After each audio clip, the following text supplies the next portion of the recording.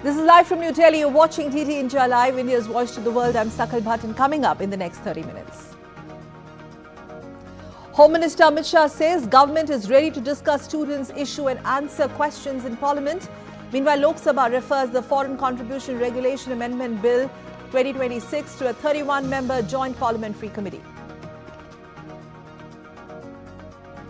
Russian President Vladimir Putin threatens to seize ships belonging to European countries as Ukraine pounds grain terminals at Novorossiysk port.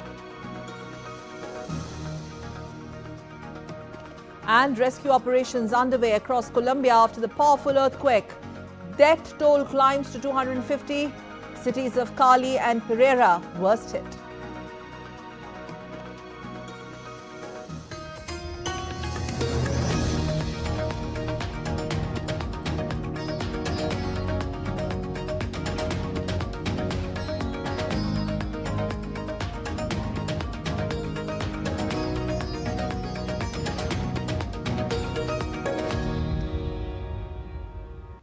And our top story.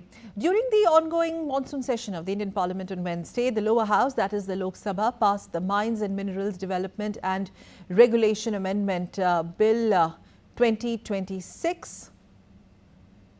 After Union Coal and Mines Minister G. Kishan Reddy moved it for consideration.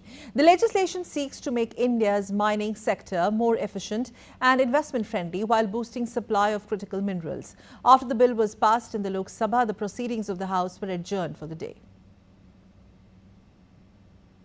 The lower house also passed the motion to refer the Foreign Contribution Regulation Amendment Bill 2026 to a 31-member Joint Parliamentary Committee. Union Parliamentary Affairs Minister Kiran Rijiju strongly defended the FCRA bill, rejecting opposition's claims that the bill targets NGOs and minority groups. मैं माननीय गृह मंत्री जी की ओर से प्रस्ताव करता हूं कि विदेशी अभिदाय विनियमन संशोधन विधेयक 2026 को इस सभा के 21 सदस्यों जो कि माननीय अध्यक्ष द्वारा नामित किया जाए और राज्यसभा के 10 सदस्यों जो कि माननीय सभापति द्वारा नामित किया जाए से मिलकर बनी दोनों सभाओं की संयुक्त समिति को सौंपा जाए कि संयुक्त समिति की बैठक आयोजित करने के लिए गणपूर्ति संयुक्त समिति के सदस्यों की कुल संख्या का लगभग 1/3 होगी कि समिति अगले सत्र के प्रथम सप्ताह के अंतिम दिन तक इस सभा को प्रतिवेदन प्रस्तुत करेगी. The Rajya Sabha is discussing to consider the Kerala alteration of name bill, which proposes renaming the state of Keralam, state to Keralam, along with the National Cooperative Development Corporation Amendment Bill. Meanwhile, Parliamentary Affairs Minister Kiran Rijiju has accused the opposition of not letting the parliament function smoothly despite the government's will for an open discussion on several issues. जिंदगी में पहली बार मैं ऐसा दृश्य देख रहा हूं जहां सरकार चर्चा चाहते हैं, सरकार डिस्कशन चाहते हैं पार्लियामेंट में और ओपोजिशन भाग रहे हैं.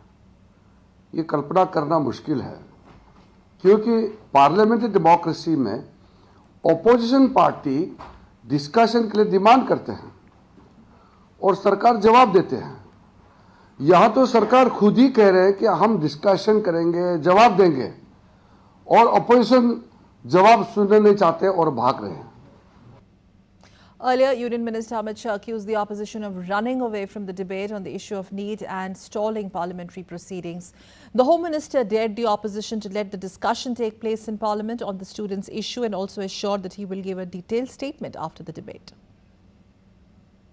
जब से संसद सत्र शुरू हुआ तब से लगातार मैं संसद में आता हूं, मेरी चैम्बर में बैठा हूं. चूंकि संसद भवन के अंदर विपक्ष संसद को चलने ही नहीं दे रहा है दोनों गृहों में, तो कोई जाकर क्या करेगा. जहां तक चर्चा का सवाल है, सरकार की ओर से किरण रिजिजू जी ने, जो हमारे पार्लियामेंट्री अफेयर्स मिनिस्टर है, उन्होंने बहुत स्पष्ट कर दिया कि जो नीट आंदोलन के छात्र प्रदर्शन पर सभी प्रकार की चर्चा करने के लिए सरकार तैयार है और चर्चा के लिए समय सुनिश्चित किया जाए और विपक्ष तैयार हो जाए। पहले तो ये यही मांग कर रहे थे, हमने हाँ बोल दिया। मेरी ओर से भी मैंने कह दिया है कि मैं किसी भी सवाल का जवाब देने के लिए संसद में तैयार हूं, मगर वो चर्चा ही नहीं होने देना चाहते। अब जनता तय करे कौन भाग रहा है। आज 3 बजे तक स्पीकर साहब को वो पत्र दे दे, 3 बजे से लेकर कल 3 बजे तक सभी प्रकार की चर्चा के लिए हम तैयार हैं। मैं सदन में ही बैठूंगा, सबको सुनूंगा और सब चीजों का जवाब दूंगा। सरकार के पास छुपाने के लिए कुछ नहीं है। In other news, Prime Minister Narendra Modi on Wednesday released former President Ramnath Kovind's autobiography, Triumph of the Indian Republic, My Life, My Struggles, in New Delhi. Now, this book chronicles former President Kovind's inspiring life and his efforts to serve the society. He served as the 14th President of India from July 2017 to July 2022. And before becoming the President, he served as the Governor of Bihar from 2015 to 2017. मैंने उनके जीवन को जितना समझा है, उनकी कार्यक्षमताओं को जितना जाना है, मैं पूरे विश्वास से कह सकता हूं कि श्री रामनाथ कोविंद जी की ऑटोबायोग्राफी अपने आप में भारतीय लोकतंत्र और भारतीय समाज के लिए एक धरोहर बनेगी। On to some international news. Ukrainian drone strikes on Russia's south killed 2 people, including an 8-year-old child on Wednesday. Russian overnight onslaught on a frontline city in southern Ukraine has also killed 2. As per local authorities, Russia's Krasnodar, which is a tourist hotspot, saw a barrage of several hundred Ukrainian drones. Ukrainian President Volodymyr Zelensky said that Kyiv had carried out a unique operation targeting the naval base in Novorossiysk, the last major stronghold of the Russian fleet in the Black Sea. Russia has shot down 502 Ukrainian drones across its territory and the Black Sea overnight, according to its defense ministry. And in the latest, Russian President Vladimir Putin has now threatened to seize ships belonging to European countries in retaliation for plans to intercept and seize Russian vessels suspected of forming Moscow's shadow fleet. Several European companies have intercepted ships carrying Russian oil in contravention of European sanctions targeting the vital revenue source. New sanctions passed last month permit EU members to sell the oil or any other cargo seized from the ships. Speaking while overseeing naval drills in Russia's Far East, President Putin said Russia would respond wherever it deems necessary and appropriate.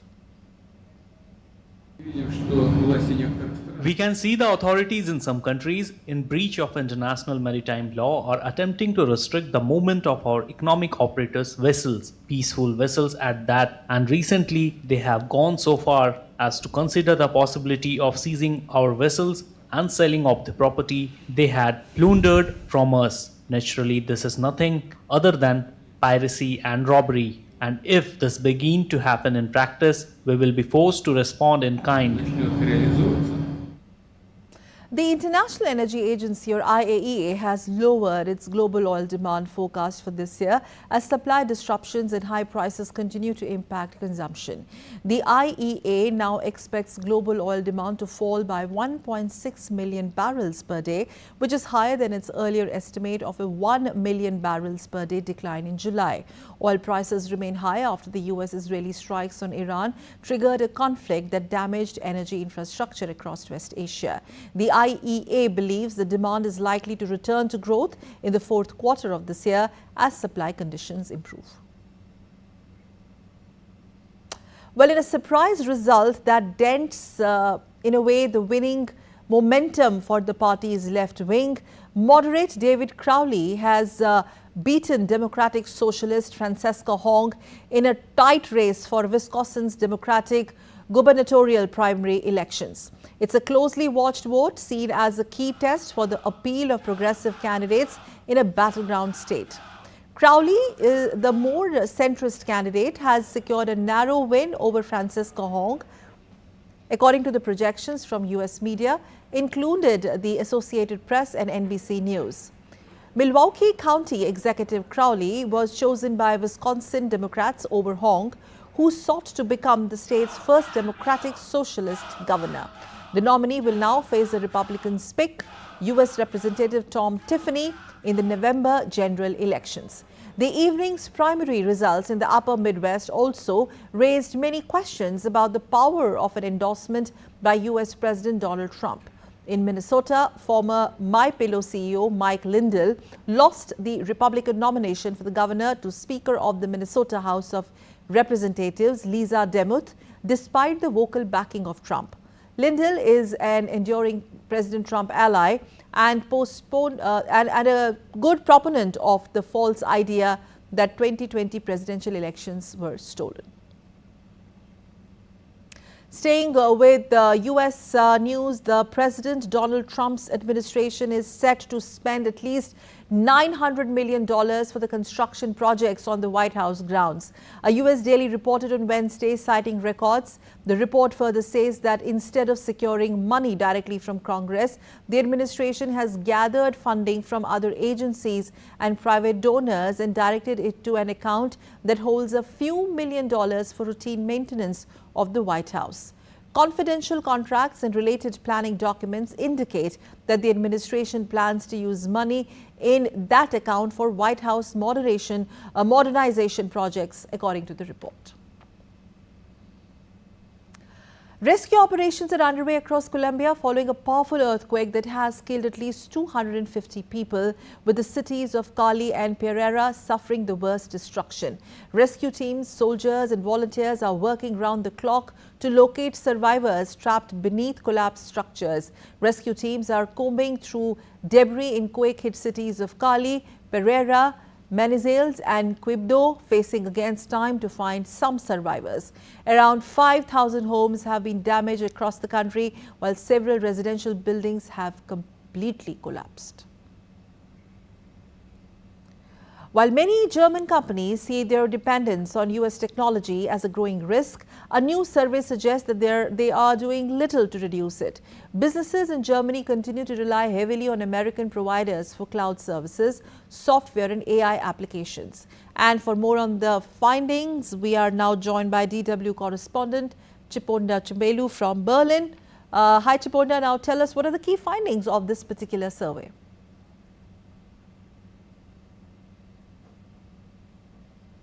Well, nearly 88% of the companies that were surveyed by IFO Institute said they depend on digital products and services from U.S. providers, and just under 1 in 3 of them consider themselves heavily dependent on American-made technology.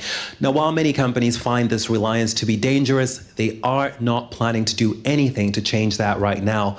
An analyst involved in the survey said that German businesses are reluctant to bear any additional costs that could come with switching to alternatives. Companies aren't ready to pay for that because they cannot be certain that their suppliers and customers will be willing to play a role in contributing to these investments in digital independence. Now, this survey was actually held in response to the US government ordering Anthropic to suspend foreigners from accessing its AI tools Fable 5 and Mythos 5 in June.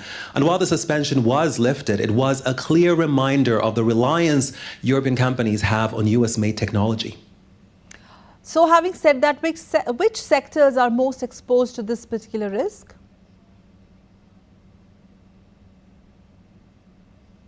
According to the survey, it is the service sector that is most affected, with nearly 2 in 5 firms saying they see a high degree of dependence on US technology. And the construction sector is the industry with the lowest risk exposure. Now, one of the striking findings is that not all companies may have a very high level of dependence, perceive their risk as high. And that is, of course, the case when it comes to advertising and marketing research. So there might be a gap between the level of dependence and risk perception. Now, when German businesses want to switch to other service providers, they turn to European tech companies. The only trouble there is that the European Union is far behind the United States in technology. And when we look at AI applications, which of course most businesses are investing in right now, the EU accounts for less than 5% of the global computing capacity for AI. So thank you very much, Puna, for those inputs from Berlin. And now let's take a quick look at other stories making news around the world.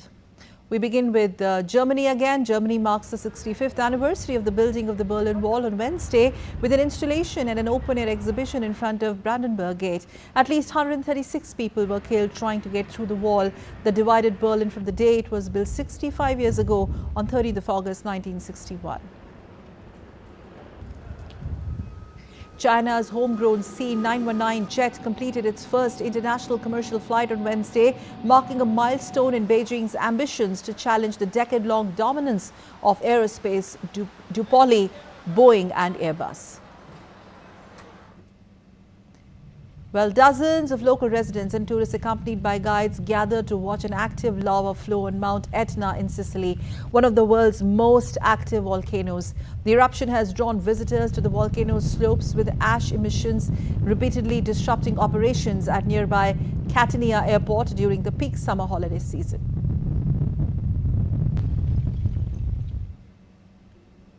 And still to come on this edition of DD India Live. On the other side, we'll get you Nation Today celebrates birth anniversary of Vikram Sarabhai, father of India's space program.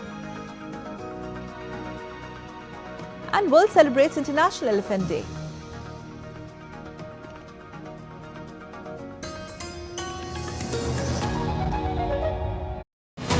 This week on Defense Dynamics. Is India ready to enter the 6th generation fighter race? New Delhi explores a role in French-led FCAS. What does that mean? Could the 114 Rafales become Indian Air Force's biggest fighter acquisition in decades? And what does the successful Agni 4 trial mean for India's strategic deterrence capability? Find it all this week on Defense Dynamics this Wednesday at 8 p.m. IST only on DD India.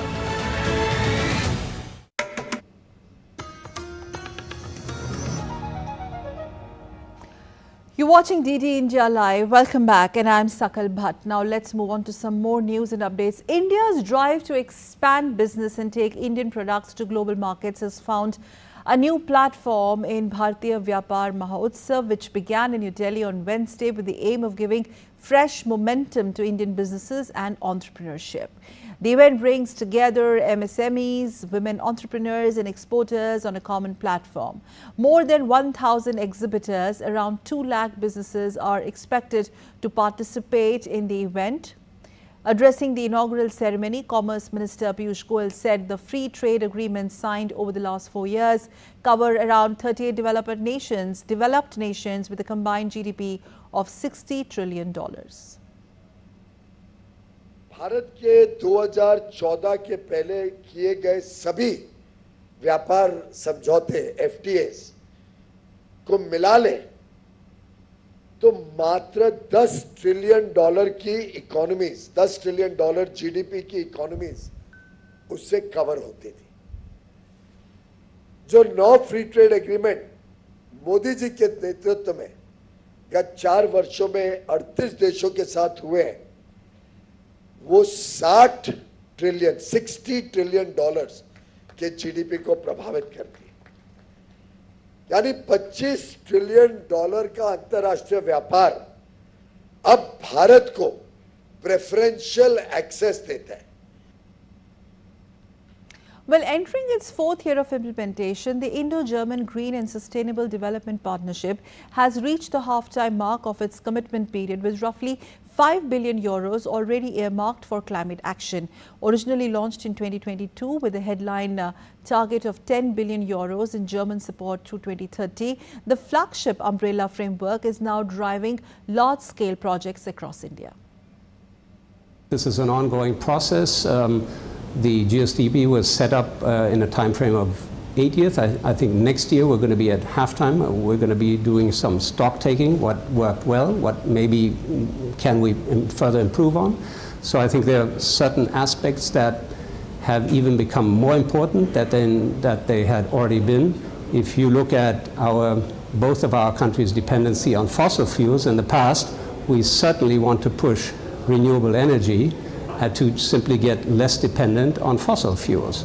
Both India has been affected by the war in the Gulf, for example, as well as Germany has, and I think we very much share common objectives in this regard. The BRICS CCI Youth Leadership Dialogue 3.0 concluded in New Delhi on Wednesday, bringing together young leaders, diplomats, policymakers and business representatives.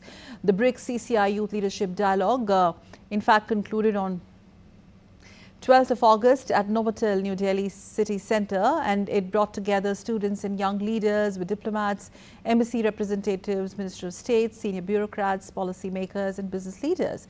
The event was organised by the BRICS Chamber of Commerce and Industry. The focus of the dialogue was on interactions between youth and leaders in diplomacy, governance, public policy, business and international affairs.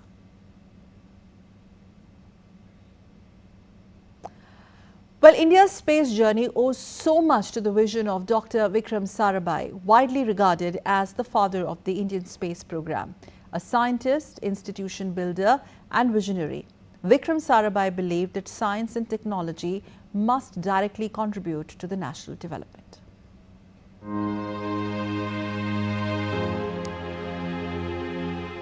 Born on 12th August 1919 in Ahmedabad, Vikram Sarabhai pursued higher studies at the University of Cambridge before returning to India.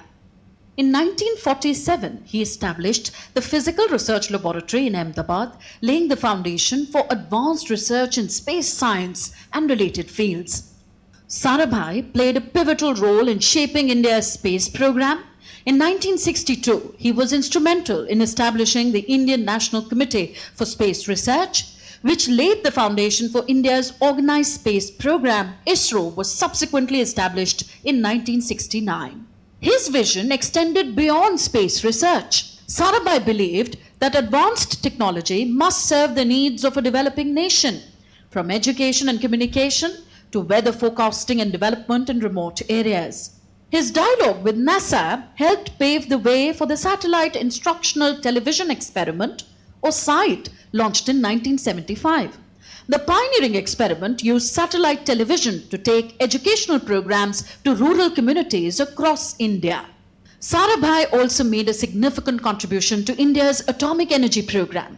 Following the death of Homi Bhabha, he became chairman of the Atomic Energy Commission in 1966, serving in the position until 1971.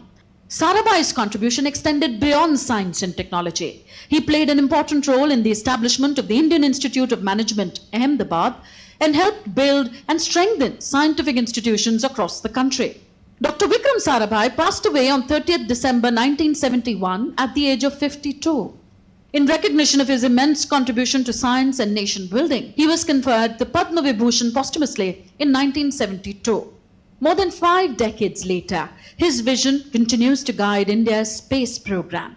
From satellites and launch vehicles to missions reaching the moon and beyond, the foundations laid by Vikram Sarabhai remain an enduring part of India's scientific journey. Bureau Report, DD India. And International Elephant Day, also known as World Elephant Day, is being celebrated today, and the theme this year is Safe Eco-Friendly Corridors, Safe Elephants. It is aimed at protecting natural migration paths and habitats.